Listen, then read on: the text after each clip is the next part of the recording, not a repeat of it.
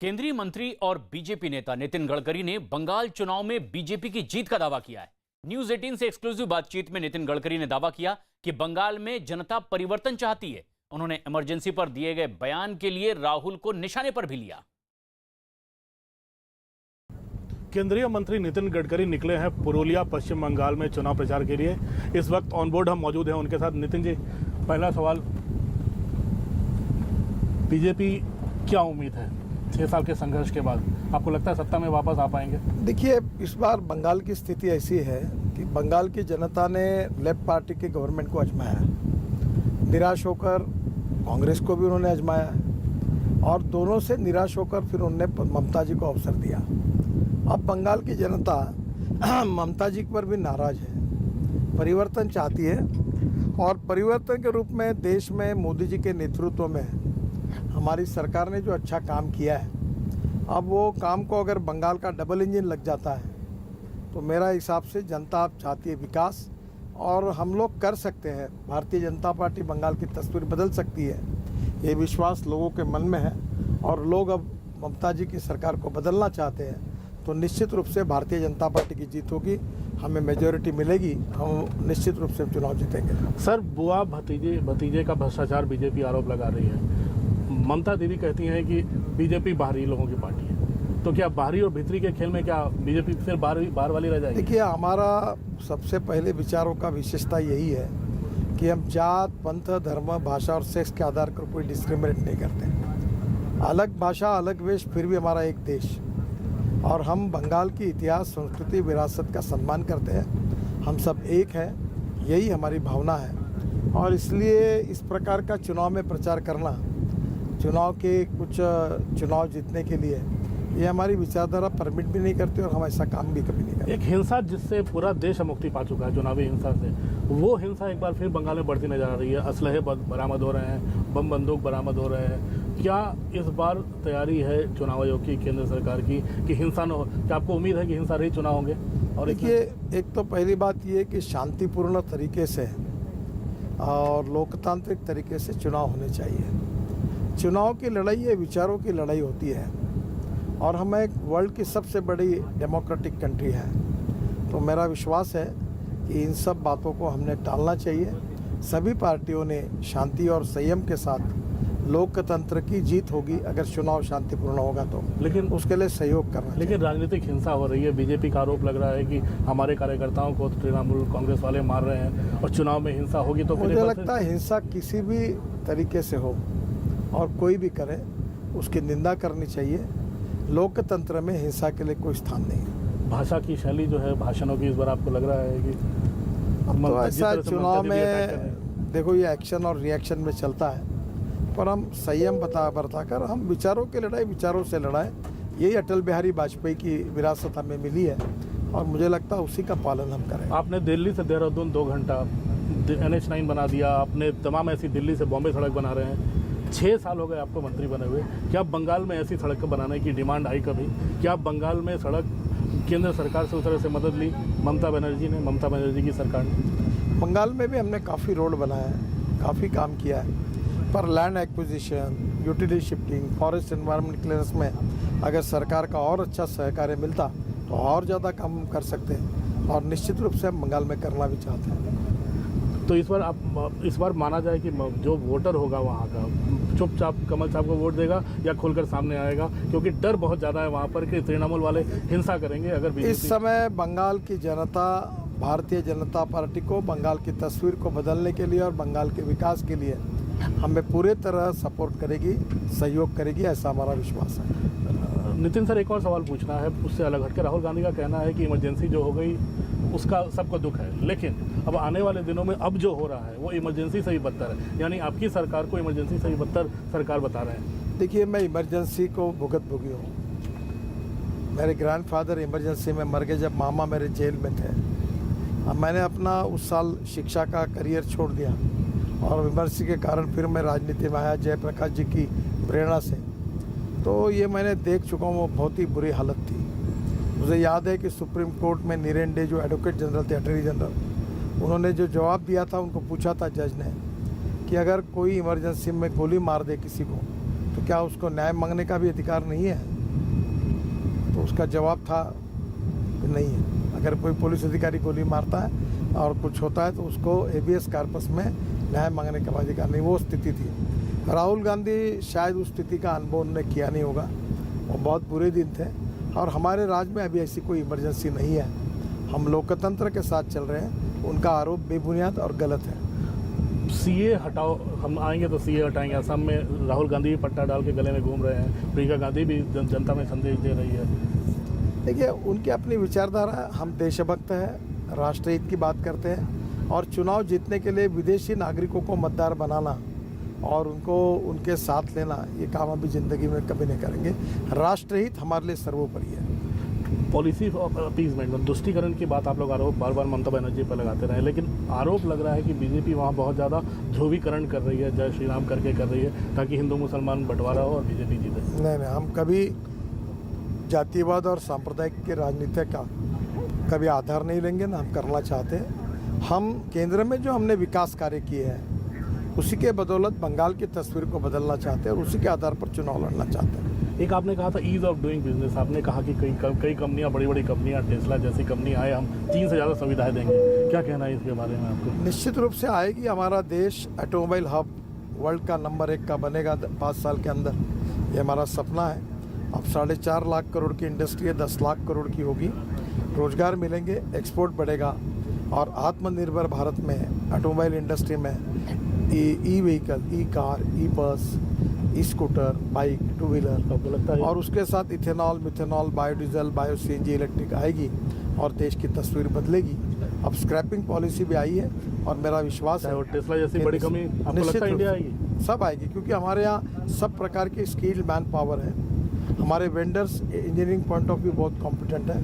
हमारी कॉस्ट कम है, labour cost कम है। निश्चित रूप से स्क्रैपिंग पॉलिसी के बाद रॉ मटेरियल भी मिलेगा। तो निश्चित रूप से हिंदुस्तान ये ऐसी डेस्टिनी होगी कि हिंदू वर्ल्ड के सभी लोग यहाँ आएंगे। आखिरी सवाल नितिन जी, 5 राज्यों में चुनाव है, क्या स्कोर रहेगा? 5-0, 4-1? हम तो सभी राज्यों में इस बार चुनाव के लिए अच्छी जीत हासिल करेंगे, ये हमारी उम्मीद है।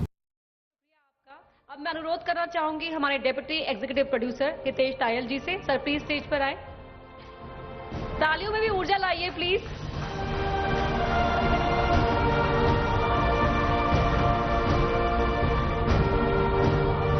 एक बार फिर जोरदार तालियां। Thank you so much sir. और इस वक्त एक बड़ी खबर आ रही है मुंबई से, जहां आयकर विभाग ने फिल्म निर्माता और निर्देशक अनुराग कश्यप, विकास बहल और अभिनेत्री तापसी पन्नू के ठिकानों पर छापेमारी की है। मुंबई में इन कलाकारों के कई ठिकानों पर आयकर विभाग की टीम ने छापेमारी की है। इनकम टैक्स के अफसर फैंटम फिल्म से जुड़े दस्तावेजों की पड़ताल कर रहे हैं। टैक्स चोरी के मामले में आयकर विभाग की 22 जगहों पर यह छापेमारी जारी है। छापे के दौरान अधिकारियों ने अनुराग कश्यप और तापसी पन्नू के घर से लैपटॉप समेत कई दूसरी चीजों को भी अपने कब्जे में ले लिया है और लगातार छानबीन में जुटी हुई है।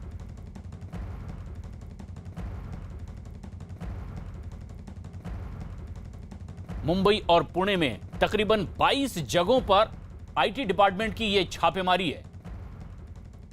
एक के बाद एक कई ऐसे और ठिकानों पर दस्तावेजों की तफ्तीश में आईटी डिपार्टमेंट जुटा हुआ है। विकास बहल, तापसी पन्नू और अनुराग कश्यप से जुड़े हुए तमाम दस्तावेज खंगाले जा रहे हैं और तकरीबन 22 ऐसी जगह हैं जहां आयकर विभाग की यह छापेमारी चल रही है। फैंटम फिल्म से जुड़े हुए तमाम दस्तावेजों की पड़ताल दरअसल आयकर विभाग करना चाहता है और इसीलिए न सिर्फ मुंबई में बल्कि महाराष्ट्र के पुणे में भी कई ऐसे और दफ्तरों में छापेमारी की जा रही है। कई दस्तावेजों को खंगाला जा रहा है।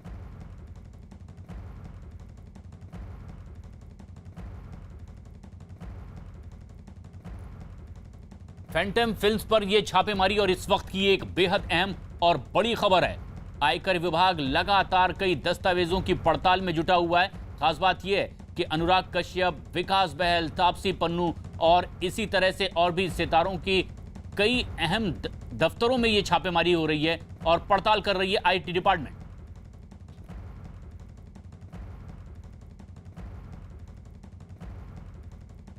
इनकम टैक्सची डिपार्टमेंट ने पुणे और मुंबई में एक साथ छापेमारी की है। 22 जगहों पर ये छापेमारी हो रही है। आपको बताना चाहेंगे कि फैंटम फिल्म से रिलेटेड जो भी लोग जुड़े हैं, अनुराग कश्यप, तापसी पन्नू, उन दोनों सेलिब्रिटीज के घर और दफ्तरों में छापेमारी हो रही है। इस समय हम खुद मुंबई के गोरेगांव इलाके स्थित तापसी पन्नू के घर के बाहर है। आप देख सकते हैं कि इंपीरियल हाइट की इमारत है, जहां पर 12वें मंजिल पर तापसी पन्नू यहाँ पर रहती हैं और इसी जगह पर इनकम टैक्स डिपार्टमेंट की जो टीम है वो सुबह ही आई थी और अभी भी छापेमारी चल रही है। बताया जा रहा है कि जो 22 टीमें हैं वो उन्होंने अलग अलग जगहों पर एक साथ छापेमारी की है, मुंबई और पुणे में।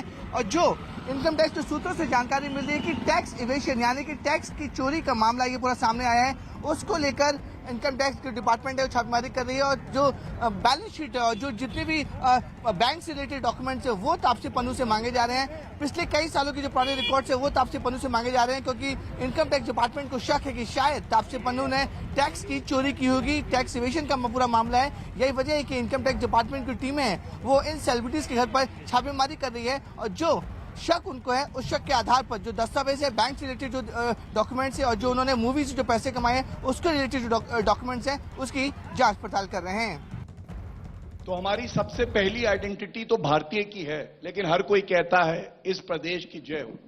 आज मैं उस भूमि में हूं जो उत्तर प्रदेश कहलाता है और जो उत्तम प्रदेश बन रहा है, तो जय उत्तर प्रदेश की सबसे पहले। और ये वो लखनऊ है जिसने मनोज पांडे जी जैसे, और मैं लखनऊ का ही निवासी रहा हूं, पढ़ा यही हूं, बड़ा यही हुआ हूं, तो अपनी नफासत के लिए जाना जाता है, अपनी भाषा के लिए जाना जाता है और अपनी वीरता के लिए जाना जाता है। आपने जो मुझसे प्रश्न किया, मैं सबसे पहले शुरुआत करूंगा कि धर्म की राजनीति भारतीय जनता पार्टी कर रही है। जब मैंने राजनीति में प्रवेश किया तो देश के प्रधानमंत्री मनमोहन सिंह जी थे, उनको यह कहते हुए सुना लाल किले की प्राचीर से कि इस देश के संसाधनों पे पहला हक मुसलमानों का है, अल्पसंख्यकों का है। और यह गर्व है मुझे कि श्री नरेंद्र मोदी जी देश के प्रधानमंत्री हैं 7 साल से, और एक बार भी उन्होंने आज तक भेदभाव नहीं किया है कि गैस का सिलेंडर उज्ज्वला में हिंदू के घर जाएगा कि मुसलमान के घर जाएगा। पर वो सिलेंडर बड़ा महंगा हो गया है, किसी के घर भी जाए। आपने धार्मिक बात करी। दूसरी बात देखिए, आप देखिए अमीर जी, ऐसा है कि एक सेकंड, मुझे लगता है चर्चा करने दीजिए। बहुत मैं सलमान खुर्शीद जी जैसे प्रवक्ता बैठे हों और वहां से आवाजें आए तो मैं समझता हूं ये उचित नहीं होगा जी। दूसरी बात, महिलाओं को सम्मान मिले, ये हमारा संविधान कहता है। संविधान के ज्ञाता है सलमान जी, इनसे मैंने बहुत कुछ सीखा है, अधिवक्ता के तौर पे भी और एक नागरिक के तौर पे भी। आप मुझे बताइए, किसी में हिम्मत थी? शाहबानो का जजमेंट आया, पलट दिया गया क्योंकि तुष्टीकरण की राजनीति हो रही थी। जी, और ये नरेंद्र मोदी जी की इच्छा शक्ति है कि ट्रिपल तलाक को एक अपराध बना के जो हमारी मुस्लिम बहनें हैं उनको उनका सम्मान दिलाया। ये धार्मिक राजनीति नहीं होती, ये संविधान के तहत राजनीति करना होता है। तीसरी बात जी सुन लीजिए, अब आपने ऐसा प्रश्न, बस मैं कम समय में अपनी बात पूरी करूंगा। तीसरी बात, इस बात पे गर्व है मुझे भारतीय जनता पार्टी की जो सोच है कि हम हर नागरिक को बराबर मानते हैं। मैंने देखा है कि योगी आदित्यनाथ जी इस प्रदेश के मुख्यमंत्री हैं और कोविड के समय में उनके पिता का देहांत हो गया। एक पुत्र के लिए इससे बड़ी संकट की घड़ी नहीं हो सकती। वो उत्तर प्रदेश की जनता के लिए तत्पर लगे रहे और उन्होंने सेवा करी क्योंकि वो इसे अपना परिवार मानते हैं। दूसरी तरफ मुजफ्फरनगर दंगे हुए थे, समाजवादी पार्टी की सरकार थी, 1800 घर थे गांव शामली में और 5 लाख रुपया उनको दिया जाए जो मुसलमान और हिंदू नहीं। तो आप दर्द में भी अगर मुस्लिम और हिंदू देखेंगे तो इस राजनीति को धिक्कार है और भारतीय जनता पार्टी ने दिखाया कि सब नागरिक बराबर। खुर्शीद साहब, भारतीय जनता पार्टी कहती है कि हम सबको एक नजर से देखते हैं और विपक्ष जो है वो तुष्टीकरण की राजनीति करता है। कांग्रेस में भी पिछले 2-3 साल में एक बड़ा बदलाव देखने को मिला है। गुजरात के चुनावों से हमने वो बदलाव देखा। राहुल गांधी वहां पे शिव भक्त हो गए, प्रियंका गांधी वाड्रा इस समय यूपी की इंचार्ज है, वो भी मंदिर मंदिर जा रही है। क्या आपको लगता है कि सियासत में हिंदुत्व कांग्रेस की भी अब मजबूरी बन गई है? देखिए, पहले एक बात मैं स्पष्ट करूं जी कि अगर मुझे मस्जिद जाने का अधिकार है, जो कि है जी, नमाज पढ़ने का अधिकार है, और मेरे लोग, मेरी बिरादरी के लोग, मेरे दोस्त, मेरे साथी ये समझते हैं कि अगर मैं ये करता हूं तो मैं सही हूं, कि सिर्फ पैसा कमाना, राजनीति करना जीवन का लक्ष्य नहीं होना चाहिए। ये एक बड़ा महत्वपूर्ण हिस्सा है जीवन का। तो ये कैसे कहा जाए, कैसे कहा जा सकता है कि अगर कोई हिंदू धर्म में विश्वास रखता है, किसी पार्टी में क्यों ना हो, तो वो मंदिर जाता है तो वो दिखावा कर रहा है? क्या उसका अधिकार नहीं है मंदिर जाने का? ये बात कैसे इस देश में उठ रही है कि एक मंदिर जाए तो अच्छी बात है, दूसरा मंदिर जाए तो अच्छी बात नहीं है। एक नमाज पढ़े तो अच्छी बात है, दूसरा नमाज पढ़े तो अच्छी बात नहीं है। अरे जो मंदिर जाता है इस देश में, मैं तो ये कहता हूं कि हम एक दूसरे के मजहब से जुड़ें, ताकि कभी मैं भी मंदिर जाऊं, कभी तुम भी मस्जिद आओ। मैं तो ये कहता हूं। तो ये किस बात का झगड़ा यहां है कि कोई मंदिर जाता है? मैं कहता हूं कुछ भगवान पे भी छोड़ दीजिए, सारे निर्णय हम ले लें और ये ले लें कि कौन, किसकी आस्था सही है, किसकी आस्था सही नहीं है। जी, भगवान पे भी तो छोड़ दीजिए। भगवान किसी की आस्था मानता है नहीं मानता, उस पे भी छोड़ दीजिए। खुशी से मैं कुछ फैक्ट्स को कोट करना चाहता हूं। इनकलाब अखबार है, उर्दू का बड़ा अखबार है, उसमें खबर छपी कि राहुल गांधी ने जो मुस्लिम इंटेलेक्चुअल्स थे उनकी मीटिंग में बोला, हां कांग्रेस मुसलमानों की पार्टी है। लेकिन गुजरात के चुनावों में बोला गया कि राहुल गांधी जनेऊधारी ब्राह्मण है, फिर बोला गया शिव भक्त है। तो क्या आपको लगता नहीं है कि अपॉर्चुनिटी पॉलिटिक्स, जिसे हम कहते हैं कि मौका देखकर खेल खेलना, वो भी एक्सपोज हो रहा है धीरे धीरे? देखिए, दो बातें हैं। अगर एक्सपोज हो रहा है तो हो रहा है। डेमोक्रेसी में हर चीज होती है। जो कोई अच्छी बात मानी जाती है तो उसका स्वागत होता है, किसी बात को फरेबी माना जाता है तो उसको ठुकरा दिया जाता है। लेकिन जो आपने बात पूछी, जो आपने मुस्लिम इंटेलेक्चुअल्स के संदर्भ में बात कही, वो अखबार में निकला होगा। मैं वहां था, मैं उन लोगों को ले गया था, और वहां पर ऐसा राहुल गांधी जी ने नहीं कहा। बहुत कुछ बड़ी अच्छी बातें कही। क्या कहा था? मैं बताता हूं क्या कहा। जी, वहां पर एक साहब ने कहा कि राहुल जी आप ये अब आप भूल जाइए। वो खुद मुसलमान है, मुसलमान की हैसियत से वहां गए हैं और कह रहे हैं कि राहुल जी अब आप ये छोड़ दीजिए, ये मुसलमान की बात मत करिए, आइए कुछ और बात करें। तो राहुल जी ने सिर्फ ये कहा कि आप डरते हो क्या? आप डरते हो? मुसलमान हो तो मानो कि मुसलमान हो, हिंदू हैं तो माने कि हम हिंदू हैं। किसी ने कहा कि राहुल जी आप ये जो जगह जगह जा रहे हैं, मंदिरों में जा रहे हैं, तो ये क्या संदेश दे रहा है? तो उन्होंने कहा कि भाई बड़ी अजीब बात है, मैं मंदिर में जाता हूं आपको संदेश मिल जाता है, और मैं मजार पे जाता हूं तो आपको संदेश नहीं मिलता है। मैं तो हर जगह वहां जाता हूं जहां मेरे साथी, मेरे कार्यकर्ता मुझसे कहते हैं कि यहां जाना है। और जो लोकतंत्र में अगर लीडरशिप दिखाना चाहता है तो उसे हर एक के साथ जुड़ना होगा। उसको मथुरा में जाकर भी पूजा करनी होगी, अर्चना करनी होगी, और वो ईद बकरीद पर लोगों से गले भी मिलेगा, ऐसा करना होगा।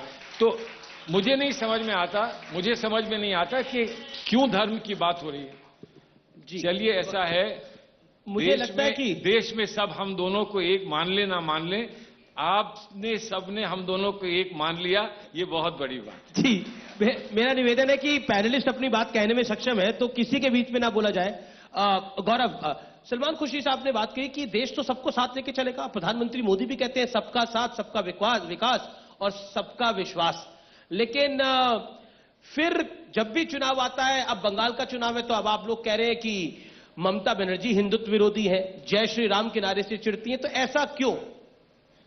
देखिए सलमान जी, क्योंकि विधिक ज्ञाता है, मैं इतना ही कहूंगा कि देश को संविधान दिया है, हिंदू मुस्लिम सिख ईसाई सभी धर्मों ने दिया, और सीए का कानून पारित होता है। शाहीन बाग में एक प्रदर्शन होता है, सर्वोच्च न्यायालय 3 बातें बड़ी कहता है। पहली बात, हिंसा नहीं हो सकती। दूसरी बात, आप किसी भी सार्वजनिक रोड को बंद नहीं कर सकते हैं। और तीसरी बात, डेजिग्नेटेड साइट्स पे ही होगा। कांग्रेस के तमाम नेता वहां गए, शायद सलमान जी भी गए हों। मैं ये जानना चाहता हूं, क्या देश का कानून गली मोहल्ले पार्क में बनेगा, या सर्वोच्च न्यायालय उसको तय करेगा कि संवैधानिक है कि नहीं, और संसद तय करेगी? दूसरी बात, ये क्यों होता है मैं आपको बताऊं। अब्बास सिद्दीकी, देखिए कांग्रेस वो पार्टी है जिसके पास आज ना नेता है और ना नीति है और ना सोच है। अब्बास सिद्दीकी वो व्यक्ति है, और सलमान जी यहां बैठे हैं और मुझे पूरा यकीन है कि ये मेरी बात से सहमत होंगे, जिसने कहा था ये तो आप उनको डिसाइड करने दीजिए। नहीं, मुझे यकीन है, हो सकता है मैं गलत हूं। जैसे ये मेरी बात से सहमत हैं वैसे ही मैं आपकी बहुत सी बातों से सहमत हूं। मैं इस बात से सहमत हूं कि इस देश के गुलदस्ते में खुशबू अगर मुसलमान की है तो हिंदू की है, सिख की है, ईसाई की, इस बात से मैं सहमत हूं।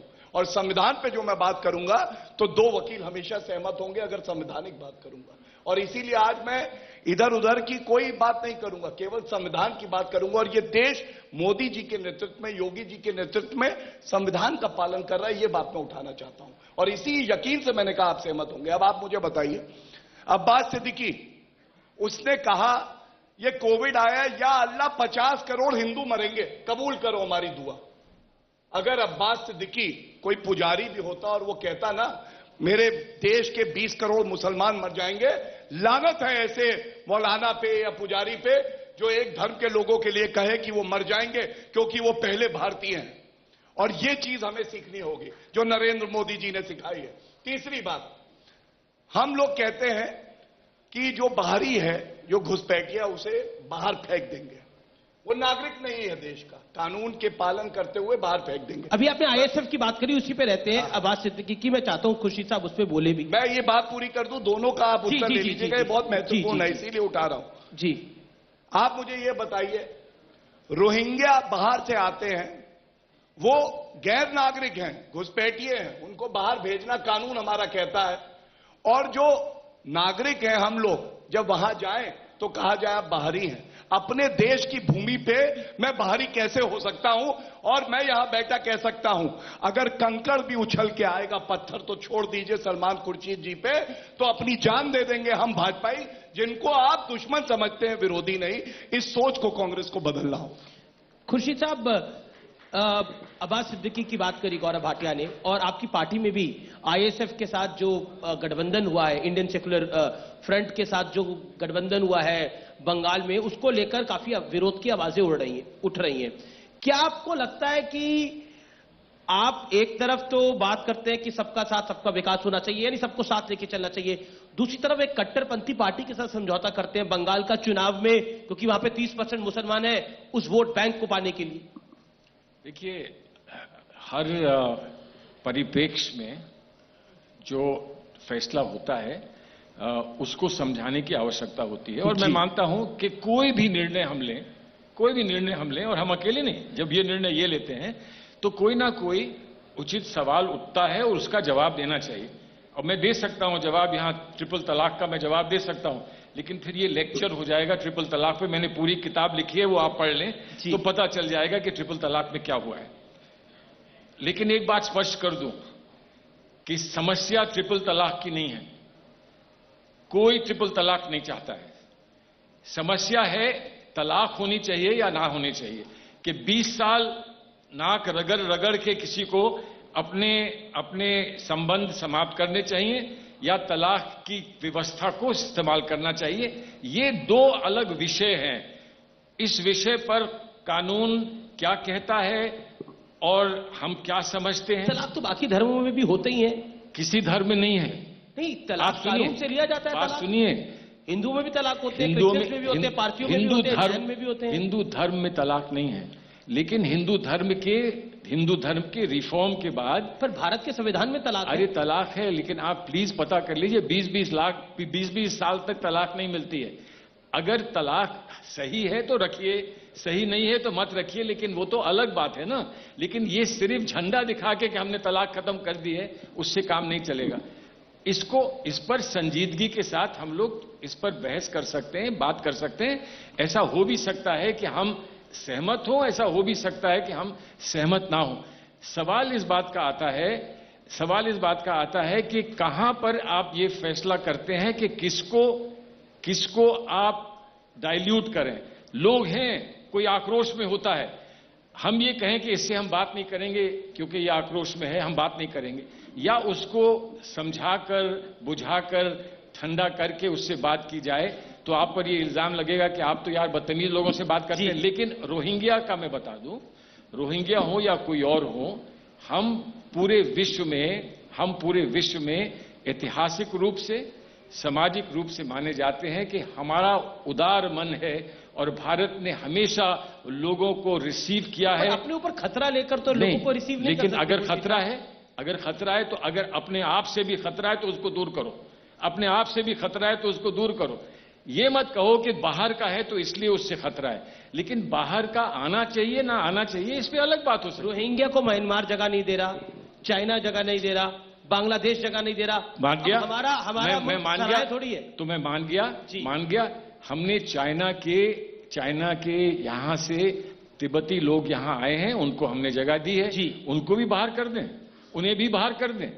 क्या हम दलाई लामा से कहें कि आप जाएं? नहीं, दलाई लामा देश के लिए खतरा नहीं है ना। नहीं, खतरा नहीं। तो फिर ये कहिए कि बाहर और अंदर की बात नहीं है, सिर्फ खतरे की बात है। अगर मैं खतरा हूं तो मुझे भी फांसी दे दीजिए, और ये खतरा है। आप तो नेता है कांग्रेस के, आप कैसे खतरा है? ऐसा नहीं। अगर मैं नेता हूं या कुछ भी हूं, अगर मैं खतरा हूं तो मुझे फांसी दीजिए, मेरे साथ कार्रवाई कीजिए, लेकिन ये मत कहिए क्योंकि तुम बाहर की हो इसलिए खतरनाक हो। लेकिन बाहर वाला अगर आकर हमारे घर में एक मुसीबत क्रिएट करता है तो बाहर वाला ना आए, लेकिन किसको कहां कब कैसे वापस करना है वो सोचना चाहिए। अमेरिका में एक राष्ट्रपति थे जो दीवारें बना रहे थे मेक्सिको के सामने कि कोई ना आ सके मेक्सिको से।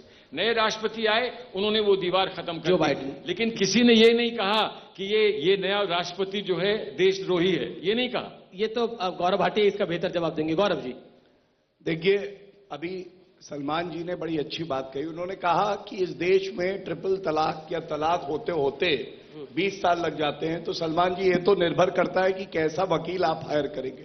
सलमान जी को करिए 1 साल से कम में हो जाएगा, वकील अच्छा नहीं होगा तो नहीं होगा। ये एडवर्टाइजिंग अलाउ नहीं है एक दूसरे को। देखिए, मेरा जो कर्तव्य है, मैं आपका जूनियर हूं। पहले ये ब्रीफिंग काउंसिल थे, ये केस भेज सकते थे। अब ये भी सीनियर काउंसिल हो गए, अब ये केस भेज नहीं सकते, इनको अपने पास रखना होगा। अगर अर्जुन के सामने द्रोणाचार्य आएगा तो वो झुकेगा जरूर, और ये भारतीय जनता पार्टी सिखाती है, इसलिए मैं झुका। लेकिन अब मैं 2 बातें कहूंगा।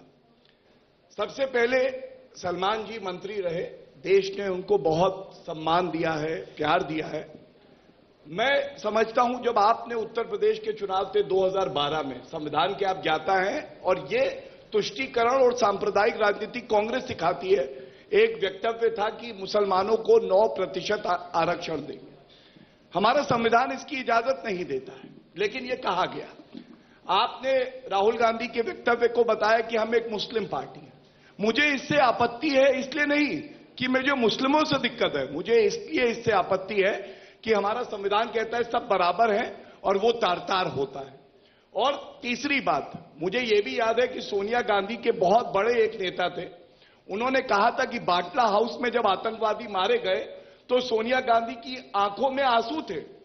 इंस्पेक्टर शर्मा के लिए नहीं थे जिसने शहादत दी, लेकिन आंसू थे आतंकवादियों के। मालूम है क्यों?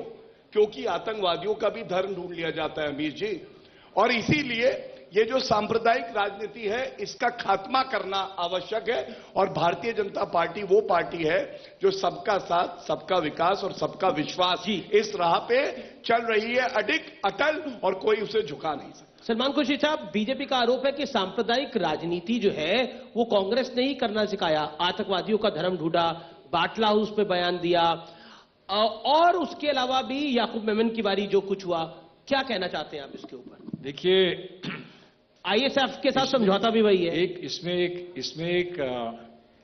एक बुनियादी प्रॉब्लम है, इसलिए कि ये माना जाता है कि कोई फायदा है तुष्टीकरण में। तो कांग्रेस पार्टी की जो आज जो व्यवस्था है उससे तो नहीं लगता है कि तुष्टीकरण से फायदा होता है। जिसकी व्यवस्था इस वक्त बड़ी मजबूत है वो जवाब दे कि तुष्टीकरण का फायदा होता है कि नहीं होता है। तुष्टीकरण से कोई फायदा नहीं होता है, लेकिन अगर कहीं किसी के लिए सच्ची बात कहनी है तो वो तुष्टीकरण के नकाब के अंदर बंद नहीं करना चाहिए। अब मैं इतनी बात बता दूं कि मैंने इनसे कभी नहीं पूछा कि राहुल गांधी जी के पिताजी का जब देहांत हुआ था, जब उनको असैसिनेट किया गया था तो आपके यहां कोई था जिसने कहा कि मेरे आंखों में आंसू आ गए? हमने नहीं सुना कि राजीव गांधी के लिए किसी की आंखों में आंसू आए हो। इनके यहां, हमारे यहां तो लोग रोए थे।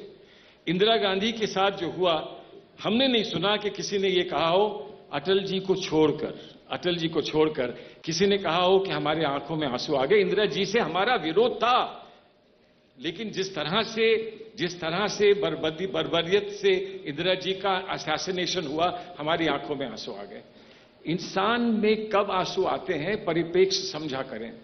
क्यों आते हैं, सच्चाई क्या है, क्या कहा गया, क्या नहीं कहा गया, इसको समझा करें। और अगर किसी को झूठे ही बुरा कहना है तो कुछ होने की जरूरत ही नहीं है। लेकिन ये सिर्फ गौरव भाटिया नहीं कह रहे, बीजेपी नहीं कह रही, योगी आदित्यनाथ नहीं कह रहे, केशव मौर्य ये नहीं कह रहे, आपकी पार्टी के नेता कह रहे हैं। आनंद शर्मा ने बोला आईएसएफ के साथ समझौता सिलेक्टिविज्म है। मतलब आपने उनका ट्वीट देखा होगा, देखिए उसके बाद अधीर रंजन चौधरी का भी बयान सुना होगा। सुना है, कुछ फैसला हुआ है, हो सकता है मैं उस फैसले से सहमत ना हूं, हो सकता है। आप है कि नहीं है? अगर मैं नहीं जानता, देखिए उत्तर प्रदेश में ऐसा कुछ समझौता होता तो मैं उस पर बोलता। मैं बंगाल में यहां बैठे बैठे बोलूं तो वो सही नहीं होगा, लेकिन मैं कह रहा हूं कि हमारी पार्टी में डेमोक्रेसी तो है कि हम अगर सहमत नहीं है तो अपनी बात तो कहते हैं। तो आनंद भाई से मैं इतना ही कहूंगा, तुम तो बोल रहे हो खुलकर, तो फिर क्यों कह रहे हो कि डेमोक्रेसी नहीं है? खुल के बोल रहे हो, तो क्या प्रॉब्लम है? तुम अभी यहां पर मेरे साथ कमेटी में हैं, वो फॉरेन अफेयर्स कमेटी में मेरे साथ हैं, और वो खुलेआम बोल रहे हैं वो बात जो साधारणता लगती है कि वो पार्टी के निर्णय के विरोध में है, तब भी डेमोक्रेसी है बोल रहे हैं। माफ करिए, ये मैंने बीजेपी में नहीं देखा किसी को ये कहते हुए कि मैं बहुत जानता हूं लेकिन मोदी ये गलत कर रहे हैं।